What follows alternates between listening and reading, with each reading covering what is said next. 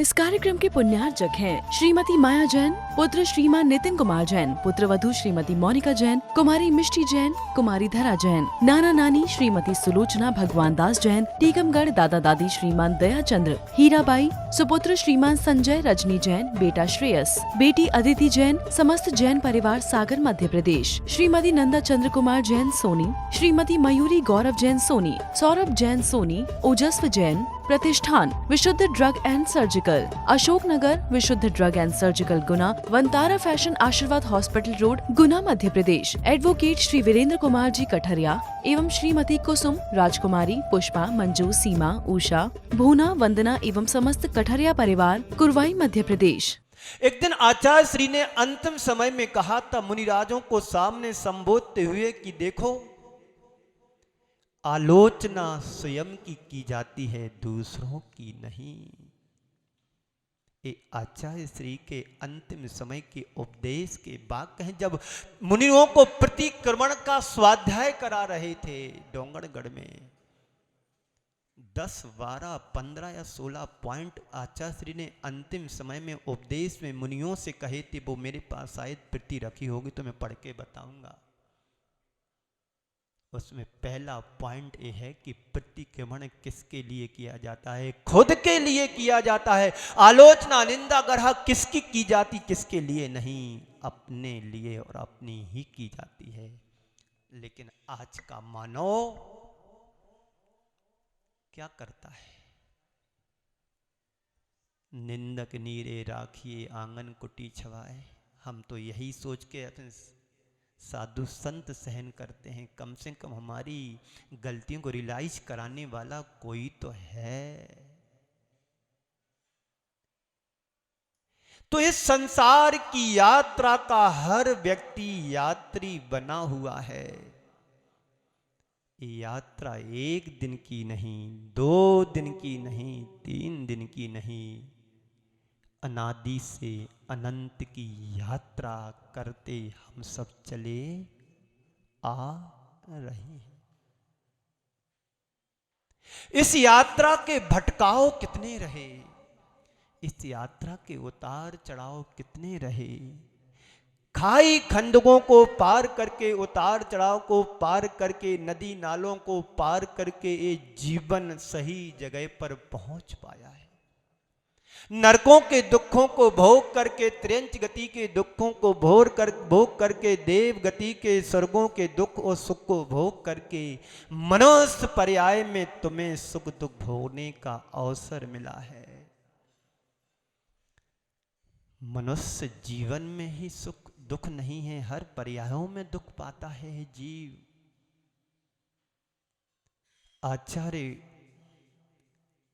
उमा स्वामी महाराज ने नाम कर्म की 93 प्रकृतियों का उल्लेख करते हुए कहा है, गति जाति शरीरोंगो पांग निर्माण बंधन संघात संस्थान आदि आदि जो सूत्र बोला है, हर जगह इसने जीव ने जाकर के अपनी यात्रा को प्रारंभ किया। 4 गतियों में गया, 84 लाख योनियों में गया। इस यात्रा का विवरण हमारे पास लेखा जोखा कुछ भी नहीं है। क्यों? हमारी स्मृति विस्मृति में बदल गई है। हम अपनी पुरानी अतीत की स्मृतियों को ताजा करो और अपने सामने उनको रखो, तो हो सकता है वर्तमान के तुम दंड फंद से बच सकोगे, प्रपंचों से बच सकोगे। जैन परंपरा में, जैन दर्शन में एक शब्द आता है जाति स्मरण। सुना होगा आप लोगों ने। जाति स्मरण एक शब्द आता है। जाति स्मरण का मतलब होता है अपने पूर्व जन्मों की स्मृतियों को याद करना। ऐसा कहा जाता है जिसको जाति स्मरण हो जाता है उसे सम्यक दर्शन प्राप्त हो जाता है। यानी सही दृष्टि को उपलब्ध कर लेना, समीचीन दृष्टि के अधिकारी बन जाना। दृष्टि तो महाराज श्री हम लोगों के पास है, मैं ऐसा नहीं कह रहा हूं कि आप लोग दृष्टि वाले नहीं हो। दृष्टि वाले तो बन गए, लेकिन सम्यक दृष्टि कब बनेंगे? एक बार शेरनी ने बच्चे को जन्म दिया और जन्म देकर के शेरनी मर गई। शेरनी मर गई, छोटा सा बच्चा सियालों के साथ पलने लगा। सियालों के साथ पालन पोषण हुआ, सियालों के साथ रह करके उसका दूध पिया, बड़ा हुआ। एक दिन जंगल में शेर आया। शेर को देख करके सारी सियालने भागने लगी और सियाल पालित शेर का बच्चा भी, वो भी साथ में भागने लगा। शेर की नजर अपने जैसे जाति के शेर के बच्चे के ऊपर पड़ा तो भागते हुए उस सियाल पालित शेर के बच्चे को कहा कि रुको, तुम तो शेर हो, शेर। अरे महाराज, तुम मजाक मेरे से क्यों कर रहे हो? जब से मैंने जन्म लिया इन सियालों के बीच पला हूं, इनका सड़ा गला दूध पी करके मैं बड़ा हुआ हूं, तुम मजाक मेरे से क्यों करते हो? नहीं, तुम्हें तो हमारे लिए चुनौती देना चाहिए था हमको देख करके। तुम शेर हो, शेर। यदि विश्वास ना हो तो बाजू में नदी बहती है, दोनों चलते वहां देखते हैं अपने अपने बिंब को। सियाल पालित शेर और सही का शेर दोनों नदी के घाट पर जाते हैं। दोनों अपने बिंब को नदी के पानी में परछाई देखते हैं तो एक दूसरे का हूबहू स्वरूप दिखाई देता है, रूप दिखाई देता है। शेर ने दहाड़ लगाई। शेर की दहाड़ को सुनकर के सियाल पालित शेर के अंदर का शेरत्व जाग गया। हाँ महाराज, तुम सही कहते हो, मैं भी शेर हूं। यहाँ पर जितने बैठे हैं सब सियाल पालित शेर बैठे हैं। जिस दिन तुम्हारे अंदर का शेरत्व जाग जाएगा तो मानव नहीं रह करके भगवान बनने के कदम आगे बढ़ाओगे। अपने अंदर को जगाओ और एक कदम आगे चलने का पुरुषार्थ करो। इस संसार की यात्रा है, उस यात्रा के हम यात्री बने हुए हैं। इस यात्रा का अंत करना चाहते हो तो यात्री तो बन गए, लेकिन पुरुषार्थ भी अपेक्षित होता है तुम्हारा पुरुषार्थ इतना कि हम यात्री बन गए, उस यात्रा का क्या हमारे स्वरूप है? जन्मे मरे अकेला चेतन सुख दुख का भोगी। इस संसार में और कुछ नहीं है। जन्म लेता मरण होता, जन्म लेता मरण होता, और बीच का जो पड़ाव है सुख दुख के साथ पूरा व्यतीत हो रहा है।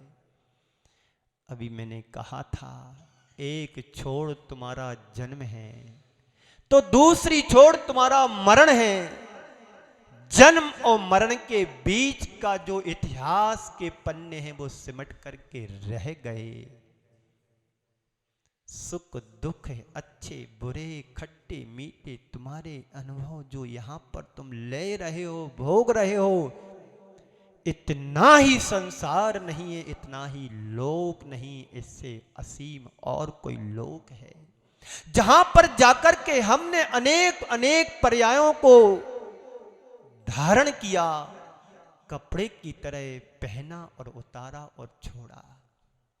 इस पर्याय से तुम जाओगे, शरीर छूट जाएगा, आत्मा आगे निकल जाएगी, नए शरीर को धारण करेगी, उस पर्याय को पूरा करेगी, फिर वहां से निकलेगा, फिर दूसरा शरीर धारण करेगी। ये संतति निरंतर चलती रहेगी। इस अंतहीन यात्रा की यात्री सब बने रहेंगे। कब तक? जब तक तुम अंदर से जागोगे नहीं। तो मैं कह रहा था, जाति स्मरण। दृष्टि वाले तो बन गए, लेकिन दृष्टि में वो पवित्रता और सज्जनता कैसे आएगी? जैसे अभी मैंने कहा था, शेर को देख करके अंदर का शेरत्व जाग गया था। अपनी जाति को देख करके हम अपनी जाति को जगा लें। जैसे एक व्यक्ति किसी दुकान पर जाकर बैठा है और अपना गमछा छोड़ करके आ जाता है, भूल जाता है, दूर जाता है, थोड़ी देर चलता है, दूसरे आते व्यक्ति को देख उसके कंधे पर गमछा देख करके याद आ जाती कि मेरे पास भी गमछा था। तो ऐसे ही हम अपने तीर्थंकर भगवंतों को देख करके याद क्यों नहीं करते? मैं भी इनके साथ था, लेकिन वो आगे निकल गए, विशेष बन गए, हम शेष रह गए और यहीं पर पिछड़ गए हैं। सबकी कहानी एक सी है, चाहे तीर्थंकर हो, चाहे महापुरुष हो, चाहे तुम हो, चाहे रामलाल हो, चाहे श्यामलाल हो, सबकी कहानी एक सी है। एक साथ सब परीक्षा में बैठे थे।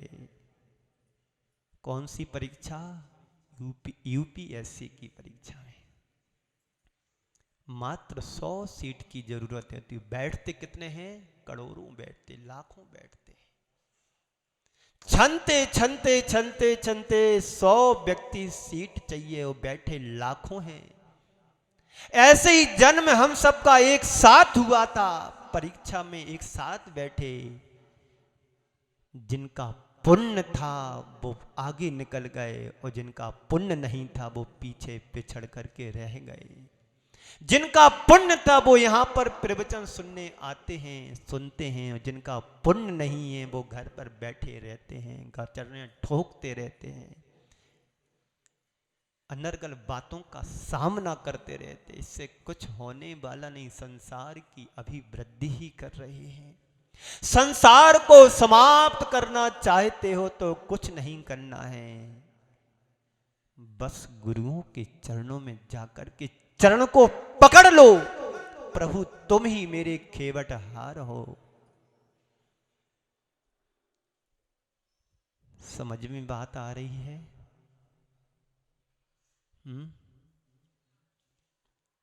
30 मिनट हो गए हैं, 29 मिनट बाकी। कितना है? 11-12 मिनट और है। ले चलूंगा आपको अपनी रास्ते से। आज तुम लोगों को नरक लेकर के चलता हूं, फिर कल निकालूंगा बाहर। चलना है नरक? बोलो। एक भी नहीं बोल रहा है। मेरे साथ नरक की यात्रा करोगे तो तुम्हें नारकी छुएंगे भी नहीं। साकुशल तुम्हें नरक से बाहर लेकर के आऊंगा, विश्वास दिलाता हूं। चलो नरक ले चलता हूं। आंखें बंद करो, आंखें बंद करो, करो आंखें बंद। सीधे बैठो, सीधे बैठो। चलते हैं नरक। नरक में हम अनादि से भटकते चले आ रहे हैं। ना जाने कितनी बार हम नरक गए, लेकिन आज तक हमें नरकों की कोई स्मृति नहीं है। नरक की बात को सुनकर के हम कांप जाते हैं, घबराते जरूर हैं, लेकिन कभी हमें ऐसा लगता नहीं है कि नरकों के दुख को भोग करके हम बाहर आए हैं। संत कहते हैं तुम्हारे जीवन का बहुभाग नरकों में बीता है। नरकों में तुमने जो दुख भोगा है उसे शब्दों में बयान नहीं किया जा सकता है। आज तुम भूल गए हो, बिसर गए हो। अगर नरकों के दुखों को ठीक ढंग से याद करना चाहते हो तो मेरे साथ नरक तक चलना है। आंखें कोई नहीं खोलना, और तुम्हारी आंख खुलेगी तो भयावना कष्ट तुम्हारे ऊपर आने को हो जाएगा। ईमानदारी से आंख बंद करो, ये सोचो समझो विचार करो कि मैं नरक में जा रहा हूं। धीरे धीरे नरक की भूमि को स्पर्श करने का प्रयास कर रहा हूं। जैसे ही मैं नरक की भूमि को स्पर्श कर रहा हूं, मुझे वेदना, तीव्र वेदना होने लगी है। मेरा नरक में जन्म होता है तो इतनी ऊंचाइयों पर मेरा शरीर जाता है, वहां उछलता है, नीचे गिरता है तो 36 प्रकार के आयुध, अस्त्र शस्त्र पड़े रहते हैं, उन पर मेरा ये जन्म होता है। इतनी पीड़ा और कष्ट के साथ मेरा जन्म होता है। और इतना ही नहीं, जन्म लेते ही मेरा शरीर बिखर जाता है पारे की तरह। पर वहां के शरीर की एक बड़ी विशेषता है कि बिखरने के बाद पुनः शरीर इकट्ठा हो जाता है, इकट्ठा शरीर हो जाता है। इतना ही नहीं, जैसे मैं खड़ा होता हूं, चारों ओर से नार की लोग हमारे ऊपर झपट पड़ते हैं मारने के लिए। और इतना ही नहीं, बचाव करने के लिए भागता हूं, जहां जहां जाता हूं वहां पर नार की लोग हमारे ऊपर वार करने लगते हैं तो कहां जाऊं। अपने आप को बचाने के लिए मैं सेमर के वृक्ष पर चढ़ जाता हूं, और जैसे ही चढ़ता हूं तो वहां के तीक्ष्ण पत्ते तलवार की तरह हमारे शरीर को विदारित कर देते हैं। वहां से बच करके भागता हूं, प्यास लगती है तो बैतरणी नदी दिखाई देती है, उस नदी का जल पीने के लिए जाते हैं तो शरीर छार छार हो जाता है, क्योंकि वह पानी ना होकर के तेजाब जैसा रहता है। इतना ही नहीं, और भागते हैं, इधर उधर जाते हैं, भूख लगती है तो कहते हैं वहां पर एक कण भी प्राप्त नहीं होता है, और सागरों पर्यंत पानी भी पी लो तब भी प्यास नहीं बुझती है। 3 लोक का अनाज भी खा लो तो एक कण भी मुझे प्राप्त नहीं होता है। एक एक क्षण हमारे कष्टमय बीत रहे हैं।